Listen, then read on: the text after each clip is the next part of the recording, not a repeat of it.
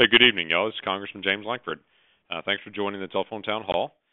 This technology will allow us to interact and discuss the issues that are very important to, I'm sure, both of us while I'm working on your behalf here in Washington, D.C. Before we begin our discussion tonight, let me explain a little bit how this technology works. The call will last about 45 minutes, depending on the number of questions that people would like to ask. If you'd like to ask a question or make a comment, you can press *3 on your phone, and you'll be transferred to someone will put you in line to ask a question. While you're waiting to ask your question, you'll still hear the rest of the call, but your microphone will be muted until we say your name, and then that'll open up the line. So you can listen as long as you like. While you're listening to this conversation, your phone microphone's muted. What you say cannot be heard by everyone until you choose to ask a question. So again, if you'd like to ask a question or make a comment at any time, you can just press *3 to be able to get into the line. Before we begin our discussion, I'd like to remind you of a couple of the services the office can provide, the congressional office that is. In addition to representing you in Congress, I can also help you with some other specific problems or issues that may come up or information when it comes to things like assistance with federal agencies, U.S. Service Academy nominations, ordering flags from the Capitol, or visiting Washington, D.C., or congressional internships. If you'd like information about any of those services, you can call my office at 405-234-9900. Or you can also visit my website at lankford.house.gov, and we're just really happy to help with any of that. Also, you can join me at twitter.com Rep Lankford or facebook.com Rep, that's just REP Lankford, Rep Lankford. You can sign up for the e-newsletter at lankford.house.gov. So again, if you'd like to ask me a question or make a comment through tonight, you can just press *3 to be able to get in the queue, and people start lining everybody up. Now that we're ready to begin, I'd like to just take a few minutes to just give you a quick update on what's happening in Washington, D.C. this past week, what everybody can expect in the next few months. For this teleforum, I'd like to focus on the economy, the balanced budget amendment to the Constitution, and that vote that's coming up this fall, the timeline to restore our country to fiscal responsibility and trying to keep our government operating in the short term, what's going on. Last Thursday night, as you know, President Obama delivered a joint address to Congress and to the nation to introduce his new jobs plan. I really do commend the president for taking the issue on. With the unemployment rate at 9.1% and our economy possibly slipping into another recession, it's vital that we work on proposals that will get Americans back to work. I was surprised that the president unveiled a plan that contained many of the same ideas that were included in the original stimulus plan of 2009 that have failed to produce the results that we need. The plan, though, entitled the American Jobs Act, it'll cost $447 billion. It'll mainly include extended unemployment benefits, further reduction in the Social Security and Medicare tax, an infrastructure bank, and various tax credits. The president also made a passing mention of the pending free trade agreements with Colombia, Panama, and South Korea. While I believe there are areas that I can work together with the president on, the bulk of the plan still relies on kind of a government plan stimulus spending. And when the stimulus was passed in February 2009, the president projected it would lower the unemployment rate under 7% by September 2011. Obviously, that didn't work out. Instead, the unemployment rate's never dipped back below 8.8, and it's at 9.1 right now. This strategy is not working. I really believe that the key to a dynamic and innovative economy is not to rely on more government. It's to have faith in the ingenuity and the creativity of the American people. A really strong private sector is my belief, and the only way our economy is really going to pick up to full power. It's just personal belief from me. When people say that the government's going to create jobs and we're going to try to create jobs from Washington, I don't believe the role of government is to create jobs. I believe it's to encourage job growth in the private sector by building a stable, healthy environment for private business to take risks and start new projects, hire more workers. That means having pro-growth policies such as a competitive tax structure or consistent regulations, removing bureaucratic barriers to restricting job creation. But it's not the federal government creating the jobs. It's the private sector that's creating those jobs. The plan to pay for the temporary stimulus is a permanent series of tax hikes. That was another big surprise that came from the address on Thursday night, considering the very serious threat we face from our national debt. I also believe in this, and then we're going to start taking questions in a moment, that we need to have low-cost and no-cost job proposals that won't add to our debt. There are common-sense ideas like exploring more energy resources or encouraging free trade or streamlining our very complicated tax and regulatory system, ways that will allow companies to repatriate their foreign earnings and patient-centered healthcare reforms. That kind of stuff will encourage job creation, and I believe deficit reduction will go hand in hand with that. Early last month, the Budget Control Act, it was signed into law, and a key part of that agreement was a requirement for both the House and the Senate to vote on a balanced budget amendment to the Constitution sometime between October the 1st and December the 15th of this year. I don't know how familiar you are with the balanced budget amendment, but let me tell you that roughly 290 votes are needed in the House and 67 in the Senate to pass an amendment to the Constitution. I have personally been a supporter of the budget amendment, and I believe it's one of the only true solutions to really keeping Washington spending in check. I'd like to try something with this just to be able to get your feedback as well as you're listening in on the line. We're going to take a quick poll if you don't mind doing this. You want to be able to participate with this. This won't connect you to an operator or anything. It just asks you a question to be able to determine if you agree or disagree with this statement. If you would support a balanced budget amendment to the Constitution, if you would press 1 on your phone. If you do not support a balanced budget amendment to the Constitution, press 2. And it's just a quick poll, and it's going to give us some results on it here, and they'll be able to communicate to me on it. But if you do support a balanced budget amendment to the Constitution and trying to pass that through the House and the Senate, come to the states, press 1 on your phone. Press 2 if you do not support a balanced budget amendment to the Constitution. And we'll get some feedback on that as time goes along. Let me go through and explain why I believe, and I know you're going to have your different opinions on this, but why I believe a balanced budget amendment is a crucial step forward. There are tough requirements, as I mentioned before, the 290 votes in the House and 67 in the Senate, and then the 3/4 in the states as well to be able to get it done. But I believe the problems we face with our debt and our deficit are so large that no one party can handle them alone, that we've got to work as a nation to find the solution. And this high standard to pass a balanced budget amendment means that Republicans and Democrats will have to come together to achieve it. I understand it's a steep climb, but I'm also confident that we can get this done. But we have to have something that makes Congress be able to do the work they need to do to work on the budget, and that is a constitutional amendment that does that, to force a balanced budget. When we last voted on this in 1995, it passed overwhelmingly in the House and failed in the Senate by just 1 vote. 49 of the 50 states have a version of a requirement for a balanced budget amendment. So to me, it makes sense that the federal government would also have that as well. While this is a long-term solution, there's plenty of work that we can do immediately on the budget. Back in April, we passed a law that funded the government for the remainder of fiscal year 2011. It made $36 billion in spending cuts. That plan made good progress towards putting the brakes on spending in Washington, but it's due to expire September the 30th. Since then, the House has passed a budget for 2012, but the Senate has failed to pass a budget. So that puts us into another budget showdown in September. I hate to even be able to tell you that, but that's coming as well. Over the next 3 weeks, my main priority is going to be to ensure the government remains functioning and operational as we craft a bill. But we've got to use this as an opportunity to find even more wasteful spending to cut and keep the momentum strong for more fiscal responsibility. Finally, one last thing, and I'm going to start taking questions. The Select Committee has begun its work on finding another $1.5 trillion in spending cuts, and they will make their recommendations to both the House and the Senate for a vote by November the 23rd. When I was home in August, many people expressed their concern over the economic and fiscal challenges standing in the way of building a stronger America. I'd still like to take some time right now to hear your comments, though. I heard a lot in August. I'd like to hear more. So if you'd like to ask a question, you can press *3 to be able to get in the queue. We have a lot of folks that are already in here right now, but if you'd like to ask a question, you can certainly do that. Again, if you have not voted on the balanced budget amendment, you can still do that now. If you support passage of a balanced budget amendment to the Constitution, you can press 1. If you do not support the passage of a balanced budget amendment, you can press 2, and that'll give me some feedback on it, back and forth on it. Okay, we're going to go ahead and start taking some calls.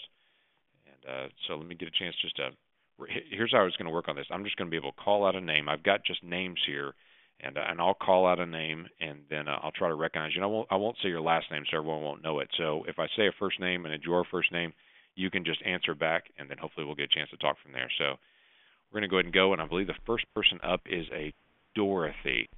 I see that's correct. Yes. Dorothy, are you on the line? Yes. Hi. How are you? This is James Lankford. Glad to get a chance to have you on the phone. Thanks for listening in on the call. What was your question? Well, thank you for including me in this town hall. Oh, absolutely. My first concern is I've heard that the Medicare premium is going up to as much as $204 by 2014.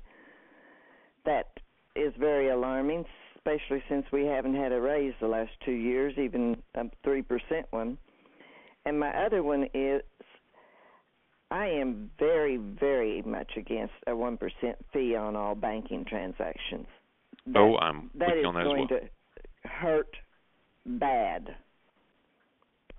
Okay, let me try to take that in reverse order. Let me give you good news. The 1% fee, and we've had many people call us on that. That was a bill that was proposed in the 111th Congress. That was last Congress that a member dropped that bill. It was not heard in committee, nor was it even brought to the floor. That is not coming. That is one I've heard that passed around the internet a lot on it. Yes, and they say that it's going to happen right after the election. He's going to try to slide it in. That is actually not true on that. I'm glad to be able to dispel that rumor on that. But that 1% fee on bank transactions that I've heard a lot about on that, a lot of people have been concerned, and a lot of stuff's been passed around on that, and that is not going to happen. That is not a bill that was passed. That is not pending and not coming. So very good news on that. Now, it has been reintroduced. This Congress has been reintroduced again, but there will be thousands of bills introduced. Most of them will never be heard in committee, and very few of them become law. So just because it's introduced doesn't mean it's actually going to become law. In fact, last session, there were 10,000 bills filed in the House of Representatives. Only 400 of them became law. And thank goodness. Yeah, and that's one that should never, ever see the light of day. Your previous question about the Medicare premium and such going up, that is something we're watching and we're very attentive to on what's happening on all the premiums and the requirements on that. There is actually a COLA increase that is coming this next year. We got the initial word. In the last couple of years, there's not been a COLA increase. There is one now coming for 2012. Very pleased that is all kicking in. But I can also say that on the Medicare side, on the premium side, I believe they're trying to hold that down as much as they can. I've not seen an exact amount. I'll tell you what we can do, though. We can try to contact you directly and see if we can get a hold of you. Let me put you back on hold and see if our screener can pick back up. I believe they can, and they'll try to get an exact number and contact you back, and we'll find out exactly where we are on the Medicare premium. Does that help? That will help. And do you know if we're going to get a Medicare increase this year? As far as the COLA increase or the payment requirement? Medicare payments. I don't mean Medicare. Do not know. I'm going to find out on that one. I tell you what, we don't. I don't mean Medicare. I mean Social Security. I believe that COLA is going up for 2012. Oh, thank you. Yeah, so that is. I know we've had 2 years that has not gone up. That is going up for 2012 with a COLA increase. And yes, ma'am, I agree. It's about time on that. Let me give you a phone number in case we can't connect here. Okay. And that is our district office, and we'll make sure if we can get all the technology correct. And this is for anyone who has a follow-up question as well. It is 234-9900. 234-9900. That's course 405. Yes, ma'am. Okay. And that is our number there. And so if we have a specific question, we'll try to make sure that we connect with you on that. Thank you very much. All right. No, thank you. Let me skip to the next call here as well. This one is a question from a Nathan. Nathan, yes, can you hear me? Yes, sir. I sure can. Hey, great. Great to be able to talk to you. What can I do for you? Well, my concern was I'm a big believer in the balanced budget also, but my concern is this an immediate thing if it's passed, or is it something that the government tries to work through over the next 2 or 3 years to reach? I can tell you a balanced budget amendment is not fast in the process. Any amendment to the Constitution, quite frankly, should take quite a while to go through. It's a serious deal to make a change to the Constitution. It would, if it went to the House and the Senate, it would then be sent on to the states. It's got to be ratified by 3/4 of the states. It's 37 states. So it is a significant threshold to be able to go through. Typically, any amendment to the Constitution takes 5 to 7 years just to go through the states.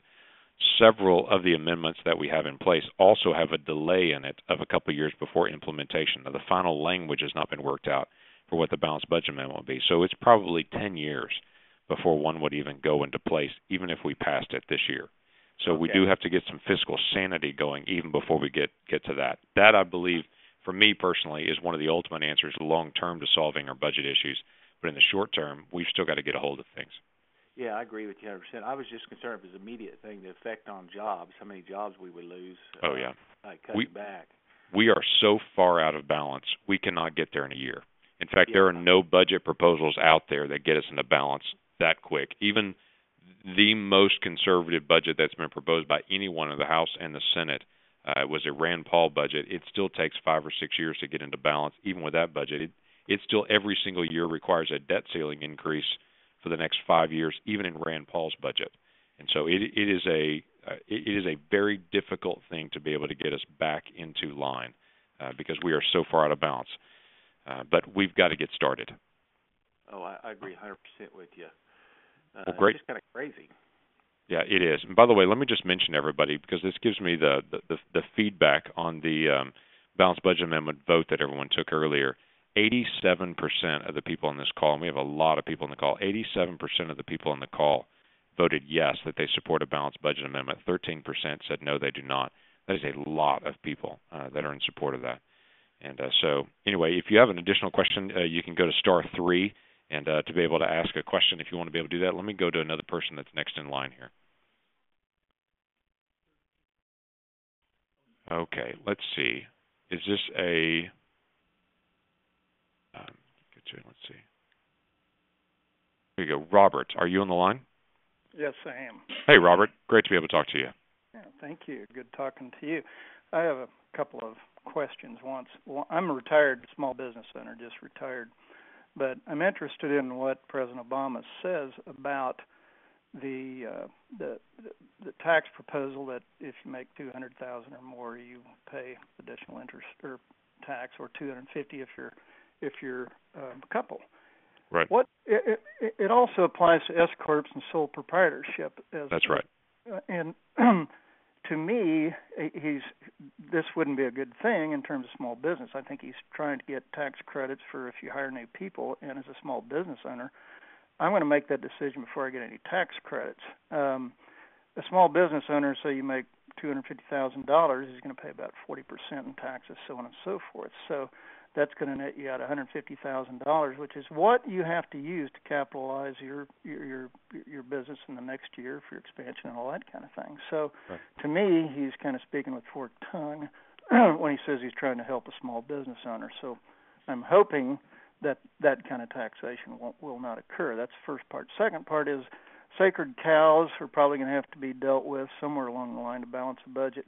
What about mortgage interest deductions? I think that's critical to maintain any kind of housing market. So will that stay in place? Last thing, national sales tax will be a cure-all for everything. Everybody would pitch in on sales tax, and I think everybody's got to have a hook in the United States government. I think everybody needs to pay something. The more you spend, the more you pay. The federal government would get monthly income rather than once a year. So, or quarterly. So those are three things. Answer any of them or all of them if you want. All right, let me try to take them in reverse order real quick. One is national sales tax. I've been a proponent of, and that is my version of it that I prefer is the fair tax. It's a very simple way to do a national sales tax. It's a consumption-based tax, and it is very balanced. The more you spend, the more that you pay in tax, the less you spend, obviously, then the less you're going to pay in taxes. So it's very fair in the way that it processes. There's a lot of other details to it, but I completely understand that. When we start dealing with taxes on the whole and trying to tax small businesses and tax people that make $200,000 and more, my concern is more and more this is becoming a national conversation of people that have less than $200,000 need to run over to some rich guy's house and go take their money because all their problems are because they don't have enough money that the other guy down the street's got more, so go get it from him, and then all your problems will go away. That kind of class warfare back and forth I don't think helps us move forward as a nation. By the way, I think it's always been around in different years and different times. It's been discussed, but I don't think it moves us forward. You can tax the highest bracket 100%, and you still do not solve the big problems because we have such a large deficit. We are spending so much as a government. A typical spending, for instance, is in our government spend about 20% of our gross domestic product. That's the total amount that we function with as a government. As a nation, about 20% of that is done by the federal government. Now it is up to 25%. We're just spending a lot more than we typically do, and we've got to handle that. So I also am not a big fan of saying, gosh, we've been so good with the last dollar you gave us, you should give us more. So I think we've got to deal with some of our efficiencies before we deal with anything on taxes. As far as the sacred cows that you mentioned, I think you brought up specifically the mortgage interest deduction. There are certain things that are engaged that are very significant to us. The mortgage interest deduction has been a big deal for a long time. If we move to a fair tax system, With consumption, obviously all of those are all wiped out. That is not an issue. In the meantime on that, I think we need to be very cautious on how we transition because so many people have built their financial plan as a family around that. If that has any change, it better be slow to give families a lot of time to be able to plan around that. And I would not be a proponent, especially for most people as their first home, for that being taken away. Now, if you start dealing with second and third homes, that becomes a different dynamic that we've got to talk about and say, okay, is that a reasonable thing to be able to have long term? But whatever changes are made to that better be slow, because if you start making quick changes on that, most families have planned their life around that particular deduction because that's a lot of people that are in that. Does that make sense? Very true. Yes, of course. Okay. Thank you. Well, thanks for your question. Let me move on and snag another question here real quick. Thanks for calling in. You can hang on the line here. Okay. Okay. The next question, I believe, is from a Glenda, if I see that correctly. Glenda, can you hear me? Yes. Yes. Go ahead. What's your question? Thank you very much for giving us an opportunity for input. Sure. My question has to do with Social Security, and okay. A lot of the discussion seems to involve either eliminating that program or sending it to the states to manage or privatizing it. And I just wonder why there's not more discussion about modifying the program to stop trying to do so much with those funds. I'm just about 60, and I really have never paid that much attention to the provisions in Social Security. I'm just very surprised to realize how many people in a family can draw on one individual who has worked. And so I guess I would hope to see some effort to modify that program in order to actually allow the individuals who've worked and who've contributed to still continue to have some sort of a national program. I just would have a lot of concern seeing it either privatized or sent to the states to manage. Sure. And then secondly, another question I have is in regards to health care. I really am disturbed to see so much discussion about insurance. I really don't see insurance as being the problem as much as it's the cost of health care itself. And I do think there is a very serious problem when you have an issue and if you are paying cash for some kind of health care treatment. Just had a recent situation where if you paid cash for this particular treatment, the cost quoted to me was $2,500. Well, it ended up being handled by insurance. The insurance billed close to $15,000. And it's just strange to me that there's not something to control those costs of health care. And I would hope to see more of an initiative in examining that as opposed to just looking at the superficial cost of insurance itself. I would agree. Let me try to run through those real quick through that and kind of reverse order on it. The issue with the healthcare cost, and this is part of the frustration with a lot of the healthcare conversation, it's been about how to control insurance companies rather than how to be able to control the costs of healthcare. I believe the more that a patient is involved in their healthcare decisions and the more they're seeing the bill and they're engaged with that bill, the more they're going to control costs. The more that you're completely disconnected with it, you're not shopping hospitals, you're not shopping doctors, you're not checking labs, you're not asking the second question of, do we really need this test? Why do we have to do this? Because somebody else is paying for it, and there's no check on it. If I go into a restaurant and I'm paying for everything a la carte, I order a lot more careful than I do if I go into a buffet, and I can just go get everything I want off the buffet, and the price is all the same. And so it's that same kind of feel with healthcare that we've got to be able to engage with that as well. That's a long discussion on it, but I completely agree with where you're headed on that one. On the Social Security side of it, I know some of the presidential candidates have been talking about privatizing and saying things to the states and all those things. Here in Congress, the initial thing we've been talking about is how to stabilize the current program that we're in. How do we reform the system and make sure that it lasts and that it is financially stable? Back in the early 80s, Tip O'Neill and President Reagan formed an agreement to be able to stabilize Social Security for another 50 years. And they settled that in a bipartisan way in 1983. and that is still carrying us all the way through another 15 or 20 years from now still. And you think of how long it's been since the Reagan administration. We need to have another agreement like that to be able to say what needs to be done to be able to stabilize this program long term. Social Security is easier to stabilize than Medicare is because of all the health care issues that we're dealing with. But that's one I agree. We need to take that on, and we need to be able to reform that. You mentioned a lot of people that are involved with that. There are a lot of folks. It has changed significantly. If you go back years and years ago, there were about 157 people per retiree in the 1940s. So for every person receiving Social Security, there were 157 people paying into Social Security. Now it's 3. So for every person that's a retiree, there are 3 people that are paying into the system, and soon that will be 2. So we do have some obvious issues that we've got to make sure that we're taking care of on that. So I appreciate the question on it. I'm going to ask a quick poll question, and then I'm going to skip on to the next question as well. I just want to get some feedback. We haven't had a chance to be able to talk about this yet, but I know a lot of people may have heard about the Select Committee. This Select Committee that's been put together through the Budget Reduction Act and all those things that happened just a month and a half ago. But this is the group of 6 senators, 6 House members that they're trying to find deficit reduction, and they're going to make their recommendation on it this fall. I just want to ask a question on it. If you support the plan from the Select Committee to reduce the deficit only by cutting spending, press 1. If you support the Select Committee by cutting spending and raising taxes, press 2. And so this is just a quick poll. You'll still be able to hear the conversation, but just on the polling, you can press 1 if you support the Select Committee only deals with the deficit by spending cuts. Press 2 if you support the Select Committee reducing the deficit by spending cuts and tax increases. And so that'll give you a little bit of both. And let me go on to the next person here, and so we can get a chance to come up. All right. We're going to go to, let's see, I believe the name is Scott. That's what I have. Scott, are you on the line? Yes, I'm here. Great. What can I do for you? Well, it's interesting that your poll, my question is, I'm a Republican. Okay. And I want to know why the Republican Party is so resistant to tax the wealthy.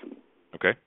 They have asked Congress. Warren Buffett has asked Congress to tax him that he feels he is not paying his fair share. We're almost bankrupt. And why would the Republican Party not want to tax the wealthy and get them to pay their fair share? And also, we're spending billions of dollars on foreign aid to countries that vote against us in the UN. 75% of the time, handfuls of countries vote against us, and we're sending them foreign aid, but yet we want to cut Social Security, or we want to increase the cost to seniors on Social Security and Medicare. Okay. I don't understand that. Please explain it. You bet. Thank you very much for what you're doing. Oh, thank you. I'm glad to be able to help out with that, Scott. Let me try to take those questions reverse order again. On the foreign aid, foreign aid is billions of dollars, and there are significant cuts that need to be made in foreign aid. I would completely agree with you on that. One of the votes that we had from our foreign aid committees and the Foreign Affairs Committee that came out did put a requirement saying that 50%. I'm sorry. Let me try to explain this better. That if we give money to another country, they have to vote with the United States at least 50% of the time in the UN. Now, that may sound unreasonable, but there's a large portion of countries that we give foreign aid to that vote with us in the UN about 30-some-odd% of the time or less. And I do find that very troublesome and quite frankly, ridiculous that we continue to do that. The foreign aid is not enough to be able to overcome all of that, though.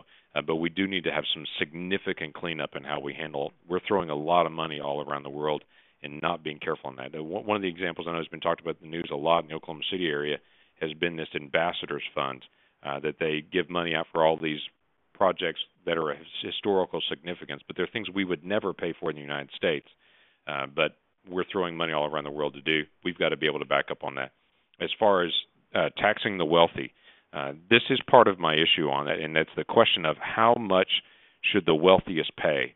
If you look at the top 1%, just the top 1% of Americans as far as how much they pay in taxes, that top 1% pays 38% of all the taxes in America.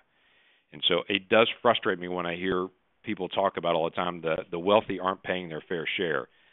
They are paying a very large portion. They're paying by far more than everybody else on it. In fact, if you look at the top 5% of taxpayers, they pay 59% of all the taxes in America. If you look at the top 25% of tax earners, they pay 86% of all the taxes in America. So there is a large portion that's going out, and the issue is how much is enough?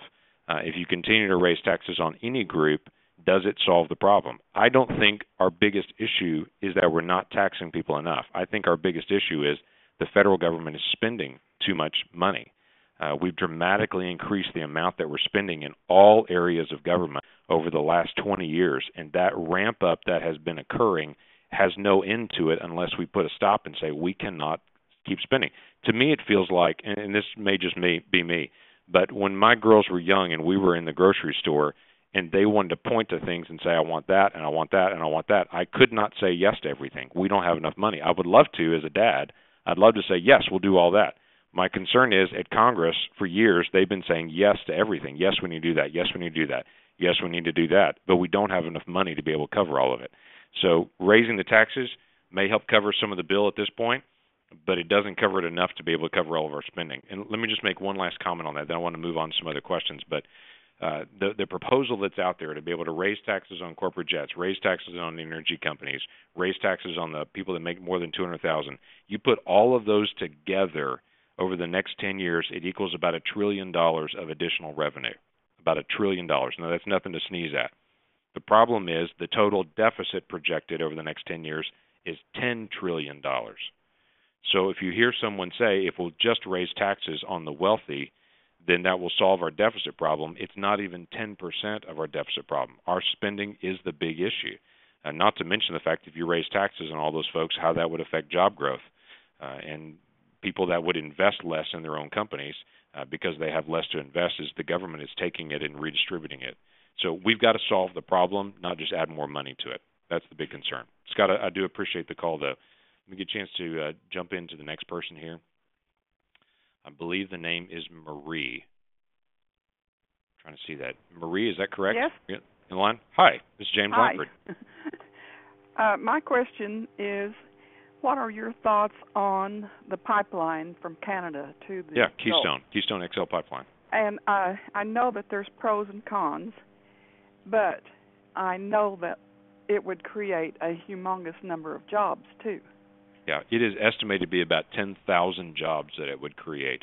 I'm a proponent of the Keystone Pipeline. I think it's a good thing to have. There are some people that don't like getting oil from Canada, and so they've been holding it up and saying that we don't want to try to get the oil from Canada. They actually produce it a little bit different. They produce it from the oil sands, which is a little bit of a different process. And there are folks that say, well, I don't like getting oil from the oil sands. It is exactly the same once it's all processed. What is stopping it? Is it right now signature from the president? It is a signature from the president. That is what it is. And I try not in my town hall meetings to not be partisan on things, but the only thing holding this back is a permit from the president. That's correct. Right. And he is. What's interesting is the labor unions have been pressing on the president to say they want this because most of those jobs will be union jobs. There are a lot of folks that have been pressing back on the president saying we need to have this.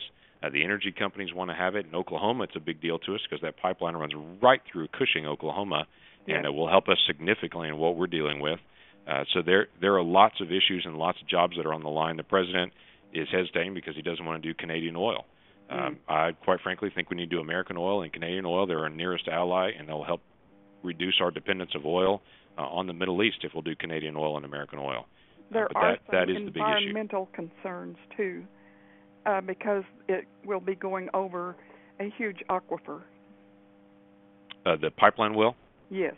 Well, we actually have a pipeline safety bill that's online right now, and our pipeline safety has been, I know there's some dramatic stories that are in the news, but the reason they're dramatic is because they're rare.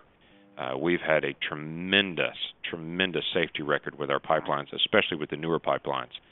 And so I don't have as much of an issue with that at all because we have a lot of pipelines that cross water. In fact, if you were to look at the pipeline map in Oklahoma, you would be amazed how many pipelines come through Oklahoma and what's underneath our feet. They go across our place, too. They do. Yeah, they go all over the place, and we have obviously fantastic water. Don't have enough right now, but we have fantastic water in Oklahoma. Right. All right, I appreciate the call in on it. Thank you. Let me add one more poll question here before I jump into the next statement here, and go ahead and give you the results of this one and the last one, and then I'm going to move on to the last poll question. I asked the question about, would you support the select committee reducing the deficit by spending cuts only or by spending cuts and tax increases? 71% of the people that polled here said they would support spending cuts only. 29% said spending cuts and tax increases. So that's very interesting and very helpful. Let me give you one other poll question in just a moment here. Let me see if we can go to the next person here. Go ahead. Okay, let's go Gary. Gary, you're on the line? Yes, I am. Howdy. What can I do for you? All right. I had 3 short questions. One is on the home mortgage deduction. It seems to me like part of the issue there is that if I have a home mortgage, I'm paying taxes on interest that's being collected or funds being collected by the mortgagee, and so I'm paying taxes, and then if they get the money, they're paying taxes, kind of like a double dip on the tax. The other thing is on the budget. Why won't there be a gridlock like there was in the previous attempt to reduce spending? That they do the same song and dance and drag it out and drag it out and drag it out. And then the third is on the select committee. It just seems to me like this is some kind of a trick that the Senate or the opposition was able to get in there. I can't see how 12 people are going to do what both the House and Senate couldn't come to and trying to cut $1 trillion out of the budget. Okay, let me try to take those on there. The select committee, there are lots of varied opinions about the select committee. Some people like it, some people don't like it. A lot of people are skeptical. I'm one of the people included that's very skeptical that's going to be able to come to a conclusion on it. The one thing that sets me at ease on it is a select committee is really like what we call here a conference committee. Typically when a bill is going to move to the House and the Senate, the House does a version, the Senate does a version, the language is not exactly the same, and so then they go to a conference committee. That's a group from the House and a group from the Senate. They work out the language between the two bills, and then they send it back to the House and the Senate for final passage. What this does is just starts with the conference committee, and then it comes back to the House and back to the Senate and still has to be passed. The challenge of it is these 12 members have to come up with significant changes, and then it has to come to the Republican House and be passed and the Democrat Senate and be passed before it goes to the President. Do you so that will see that happening? Well, it depends on what the proposal is. I'm pretty skeptical of it. Quite frankly, for me personally, there are only 2 ways the debt ceiling is increased this fall. One of them is the Select Committee does its work and it's passed by the House and the Senate. The second one is that we actually pass a balanced budget amendment to the Constitution through the House and the Senate and send it to the states. That's the only 2 ways the debt limit goes up this fall. And so to me, if the Select Committee doesn't work, it puts more pressure on passing a balanced budget amendment, which I would prefer. And then so you marry this then with my other question on the budget gridlock. Well, the budget gridlock is coming up again in September. We've already been a lot of conversation between leadership to try to resolve it. A lot of what happened, there was a push to try to resolve in this the budget for 2012. So I don't think the CR is going to be as hard as it was earlier this year. The problem is the Senate has not done a budget now in 3 years. We've done a budget in the House. They do still remember how to do it, I bet. Well, what's an interesting trivia, people talk a lot about this Gang of Six that's happening in the Senate.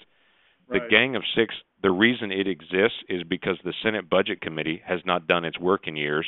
And so 3 Republicans, 3 Democrats got together and said, we're just going to basically create our own budget in the Senate and send it through the process. So it's an interesting dynamic of that Gang of Six trying to be out there to be able to accomplish what their own Senate committee could do. By the way, the Gang of Six has not even been able to finalize. So even with 6 people, they've not been able to get a budget together. Right.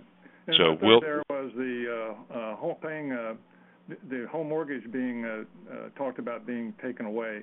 And my comment on that was like, I don't know how many decades ago now they had I think the gentleman's dead now who ran the the committee on taxation or whatever, but they took away car interest, all kinds of interest things they took away to help balance the budget and so on and so forth. So here we now talk because that's one of the things that they were then talking about taking away was home mortgage, and there was just rolled the cockles up on everybody.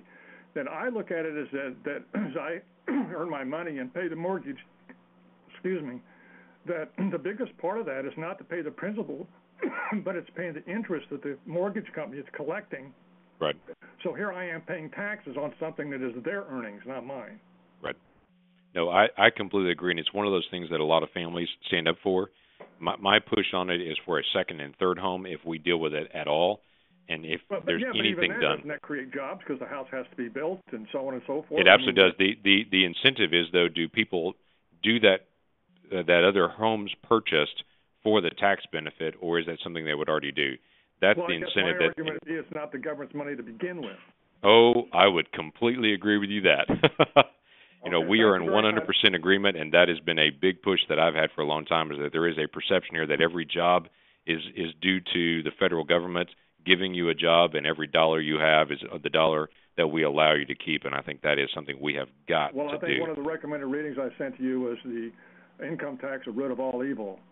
And it really spells out how it's so insidious that people forget that it's money being taken away from you for everything. It stifles economic growth because you're never able to collect that money and use it in your own community and create jobs and buy the things you want to buy. And that's absolutely correct. And it absolutely picks winners and losers from someone in Washington, D.C. deciding this is the kind of economic activity we like. Right. I do appreciate your call now. Let me take one last poll question as well, and then before I jump into another call here. The stimulus plan that the president proposed last Thursday, if you got a chance to hear that or heard any of the details of it, if you're in support of the president's new stimulus plan to create jobs, if you would press 1 if you support the president's plan that he put out last Thursday, and he's been trickling along the details to try to stimulate job growth. Press 1 if you support that.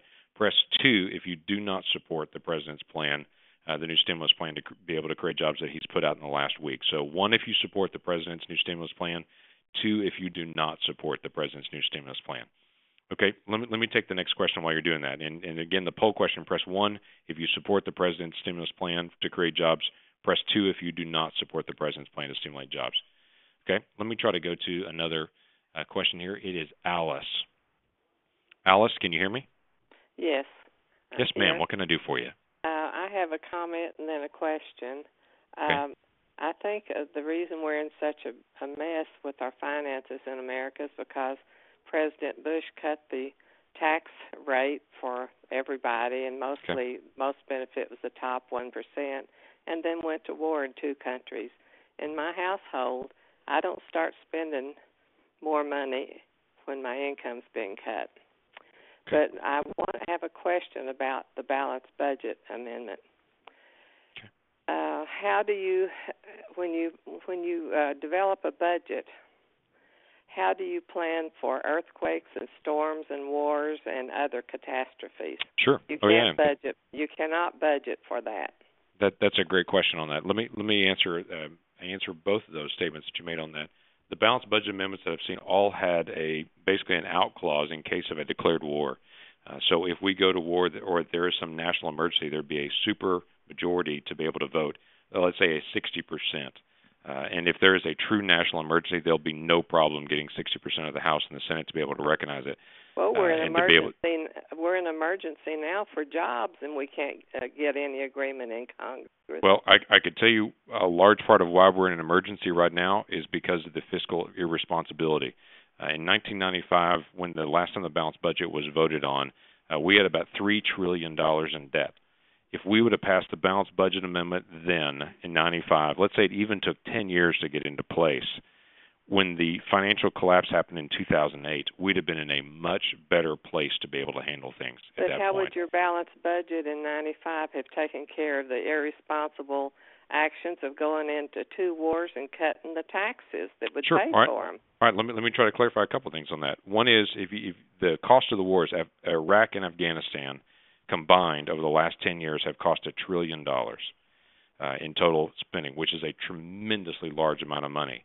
But right now, we're at $14.5 trillion in debt. In just this 1 year, we're at $1.3 trillion in deficit spending just this year. Are you sure that the 2 wars only have cost $1 trillion? Yes, ma'am.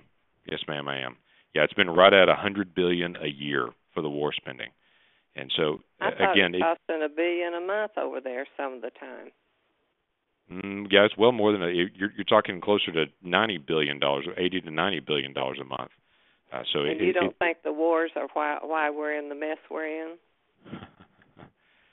You know what? I'm very ready. I'm very, very supportive of our troops and what's going on, but I'm also very ready for them to finish the mission and be able to come home. I lost a loved one in the war. I know what it does. We just lost 3 more Oklahomans last weekend in Afghanistan. It's horrible. That's the worst price we've paid is the 6,000 young men who've been killed. But why would our Congress have voted to cut taxes and go into war in 2 countries? It makes no sense. Let me mention one quick thing on that. And just looking at the times and the rates, and I want to be able to skip under the questions as well. The Bush tax rates in 2001 and 2003 were a jump to the economy that was draining because of the September 11th, 2001 attacks.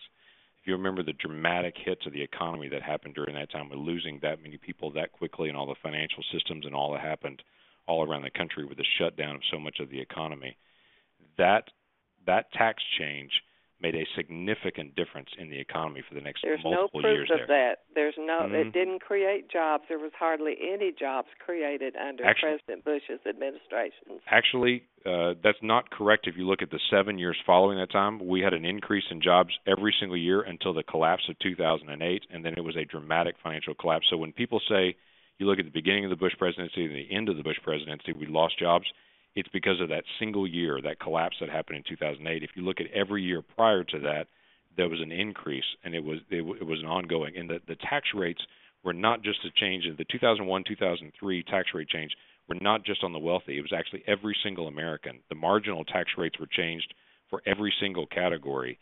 I know there's a lot of conversation now alluding to the fact that Bush tax cuts were only on the wealthy, but they weren't. Every single American, their marginal tax rates went down. Now the argument now is, do we keep the lower rates for people that make less than $200,000, keep them the same as the 2001-2003, but raise them on the upper bracket? That's the conversation now. That's happening a lot from the Democrats in the House, the Senate, and the President. I think doing away with the loopholes would be the best idea. But one other thing, you said that the upper 1 or 5% pays 59% of the taxes. Yes, ma'am. The top 5%. Okay, explain this to me. How is it a company like GE pays nothing? You know what? Because of those loopholes you just mentioned, GE is one of those companies that's very frustrating. Jeffrey Immelt, who's the CEO of General Electric, is the personal economic advisor to President Obama, and there's a great frustration that particular company pays no taxes. I don't think it started under President Obama's administration. No, that's what I'm saying. But that is part of the frustration to say, why is this person the economic advisor to the president when it's a company that pays absolutely no taxes? He knows how to create loopholes. But I would I'm not sure that I want to have that as the qualification to actually be the advisor of the president. But I would like to ask you to put yourself in the place of a person who's been out of work for 6 months. When you look at this job bill that the president has brought forward, I would like to encourage you to vote for it. We are desperately in need of some jobs. Okay, I appreciate that. Let me make one comment on that. When you were mentioning earlier that when your taxes were cut, it didn't increase your spending during the 2001 and 2003, that's exactly what the president is proposing in his plan, is to cut the payroll taxes, the Social Security and Medicare taxes. That is the largest portion of his plan, is to cut Social Security and Medicare taxes for a year to increase the amount that each person has, to hopefully that they will increase spending. And that is part of that'll put more money in circulation. Correct. That's the same thing the Bush tax rates were trying to do, to drop the marginal rate to try to accomplish the same thing. So that's what's interesting. Both President Bush and President Obama are proposing the same thing: drop the amount of taxes that people pay, so that individuals have more economic activity. I'm willing to pay my share of taxes because I want policemen and firemen and teachers and roads to drive on. I mean, we have to pay our taxes, and I don't mind doing that. But it kind of gripes. It's kind of goes against the grain when I hear of billionaires that are not paying anything. Okay. But they have better lawyers than I have. But I think it's my duty as an American to pay my taxes. You know what? I pay my taxes as well, and I agree. I think we should all be able to pay our taxes, but it's trying to determine how much do we take from people to be able to do that is the key question. Let me get a chance to move on. We got a lot of other folks on the line. I do appreciate your question on it. I'm going to move to, I think it's Nanette. I think if I'm seeing the spelling correctly. Is it Nanette? Yes. Hi. It's James Lankford. Hello. What can I do for you? Well, I was just wanting to you kind of answered some of my question when you were talking to Alice, that wanted to get your spin on this stimulus package because I'm undecided yet. I didn't vote on your little poll because I don't know whether I want to like it or not. I actually don't trust anything Obama does. And I just want to know if is this stimulus something that's going to work for us? Well, here's my frustration with the stimulus. And by the way, you're not alone on some of that. If I look at the poll number that came out from the poll that we just asked about, it is 80% of the people said they did not want me to vote for the president's proposal. 20% said yes, vote for it. And so that's the interesting thing on the dynamic there. The president's plan was extend unemployment insurance. We've the last 2 years we've done 99 weeks of unemployment insurance. Wants to extend that again. He wants to cut the Social Security and Medicare tax in half for 1 year. He wants to be able to take money that we would borrow at this point and then pay back with higher taxes later to be able to fund construction in schools and different construction projects. He wants to create what it's called an infrastructure bank, kind of a Fannie and Freddie for infrastructure where people could get loans and they'd be mandated on the loans. He wants to also dramatically increase some of the transportation spending as well. There are multiple other proposals that are out there on it, but those are the largest proposals that are, as far as dollar amounts, that are there. I personally, as I look at the plan, it's very similar to the plan that was put out in 2009. That was $878 billion, I believe, was the dollar amount on it. That was done in stimulus spending. This is just under $500 billion, again, in the stimulus-type focus, some in tax cuts and some in transportation and construction projects. All of those things I'd like to have. None of those things we can currently afford. I am more, for me personally, I'd like to see us try low-cost and no-cost ways to be able to stimulate the economy. There are lots of things that could be done right now to stimulate the economy that don't cost $500 billion to do. Some of those are looking at some of the regulations that are in place that are slowing down some of our economic development and saying, are there regulations that are slowing down our economy? If they are, let's put a moratorium on them for a few years or pull them off entirely and to allow the economy to be able to catch up. We have free trade agreements that the president has been proposing for Colombia, Panama, and South Korea that he's been talking about for well over a year now. We've been waiting to be able to see that bill from him still. That's something that has to come from the president because it's an agreement. We still have not received that to date. We'd like to be able to pass that. That allows some free trade and allows people that have products here to be able to sell them all over the world. There's something that gets a little technical on it, but called repatriation. If a company has offices all over the world, the way the American business tax system is set up is if you have an office or a business, and let's say in Canada and the United States, what you make in Canada, you pay taxes in Canada, but when you bring it back to the United States, you pay taxes again to the United States for bringing that back in. We're the only country in the world that does that. And so a lot of our companies, when they have multinational, operations, they'll make money in Canada and then they'll leave their money in Canada and they'll just reinvest it there because they're not paying the higher tax to be able to bring it back. Well, that encourages job growth in Canada, and I have nothing against Canada, but it's not the United States of America. I'd like to see American companies be able to bring their money back. If we shifted that, there's estimated well over $1 trillion of American money scattered all over the world that would immediately come back into our economy. Well, that doesn't cost us a dime to do that. That just frees up those companies to be able to bring their stuff back. There are lots of things. And that means more jobs. That means more jobs. Exactly right. And it goes back to things like this Keystone XL pipeline. If that pipeline is permitted, that's 10,000 jobs that would come into existence immediately, and that doesn't cost us a dime to do that. So I would rather, instead of doing another $500 billion stimulus program, I'd rather focus on low-cost and no-cost initiatives and to try to do those first rather than trying to be able to dump a bunch more money on it again. That's what we're going to push for.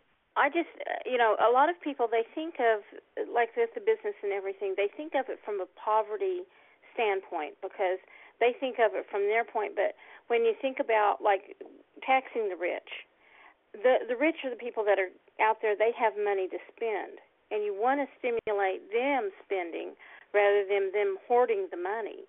Right. And so I think of it a little bit differently, and I'm probably just as I don't like to use the word poor, but I'm a single mother with 2 kids and no support from the fathers.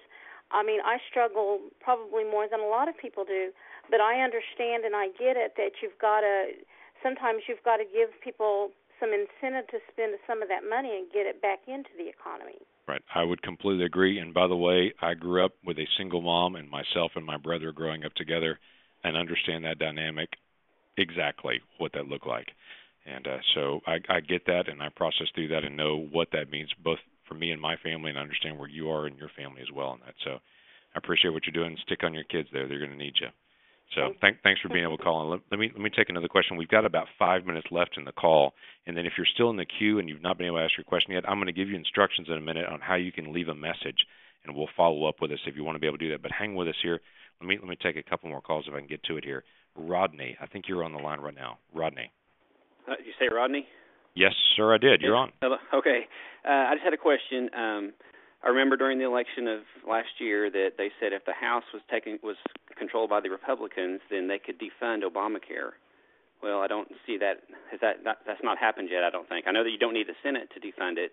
But we do, why actually. They do? We do. And here's the thing. The House, in fact, it's one of the very first things we took up in January was to repeal Obamacare. We've done that twice already to do that, and then we've also sent over multiple different areas of Obamacare to be able to begin to pull it apart. And I know some people they like that, the Affordable Care Act, and they're very attached to that. I think there are major issues that are coming, and it's about $1 trillion tax hike that's slated to go into effect starting next year. Okay. And so when people are talking about why don't we raise taxes and all that, those taxes are coming. Those things are all sitting on the doorstep of the Senate, and they are not taking those things up. So we have to have the House and the Senate to take that up. Okay, to defund it, you'd also need the Senate then, right? That is correct. Yeah, the House and the Senate both agree on the budget together on that, and they have not budged at all on it. Okay. So that has been a major issue for us this entire session. It will continue to be. Okay. And I can assure you it comes up a lot here as we're dealing with it because there are big issues dealing with that. And I have a lot of calls from businesses that are really struggling on some of the mandates and things that are coming on that. So I appreciate the call, and we will continue to press on that, I can assure you. Okay. Because the tax increases are starting next year, and a lot of the mandates are kicking in. Right. Okay. All right. Let me try to take one more call, and then I will give you instructions on if you're on hold and you want to get a chance to leave your message with us. We'd love to be able to get that. Okay. Let me take this call. I believe it's Joyce is the next name that I see. Joyce, are you on the line? Yes. Hi. Hi. My question is, if we need to cut the spending in the military, why are we not considering closing some of the bases that we have all over the world? Overseas. Yeah. I would so much, yes, like in Germany and Japan and some of those places. Are those still absolutely essential to our security? Okay. Can't we cut back? I mean, there are dozens of bases in Germany. There are bases in England. England is our ally. Yes, it absolutely is. I just don't understand. My family was involved as teachers for the Department of Defense, and we are not only funding the military, we are funding all these schools over there, and it just seems to me like we could bring some of those people home. Okay, let me run a couple things past that because that is a pretty common question. By the way, I am one that thinks we can reduce the number of bases that we have overseas. But we have to be careful because right now we are the big kahuna in the world, and we are the stabilizing force. And I'm not saying that we are the policeman of the world, but we are the stable government in the world, and it is to our national security benefit that we see democracy spread around the world and that stability.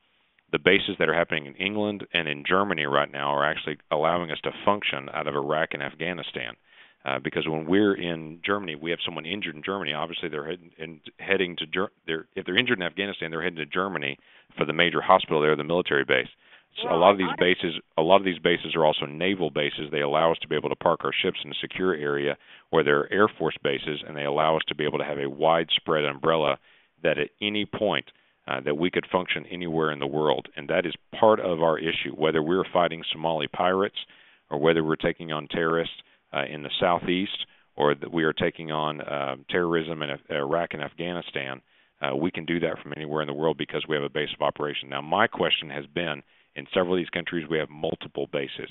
Are multiple bases needed in all these countries? I'm asking that exact same question and trying to press on that so that we're making sure that we're squeezing every dollar. And I think that's a very fair question to ask. I think we need to be able to maintain our readiness so we can maintain our national security. But I also think we need to be very, very cautious with how we handle foreign aid programs and how we handle military bases around the world. So with you on that 100%. Okay, thank you very much. Thank you very much. Let me thank everybody else as well for participating in the telephone town hall tonight. I hope this discussion was helpful and that you enjoyed it. I actually really do enjoy these kind of conversations. We've done 3 or 4 calls like this back in the district over the past several months just to make sure that I'm hearing people and that we're having a chance to interact. You can stay involved, let your voice be heard. I want you to know I'm definitely listening. You can join me at Twitter, if you like following on Twitter, just Rep Lankford, R-E-P Lankford, or Facebook, Rep Lankford, or sign up for my e-newsletter at lankford.house.gov, just lankford.house.gov, and there's a spot there to be able to sign up for the e-newsletter. While we don't have any more time to be able to take live questions, if you'll stay on the line, you'll have an opportunity to ask a question or make a comment on our voicemail system. And then myself or one of my staff members will get back to you shortly with an answer to your question. It won't be tonight. We're not going to call you right back on it tonight. But in the next couple of days, we'll try to give you a call back. So as soon as we disconnect here in a moment, they're going to immediately send you to a voicemail box, and you'll be able to leave your message if you're on the line still on hold on that. So thanks again for spending the time with me tonight. I know this was unannounced, and I hope you enjoyed the conversation on it. God bless.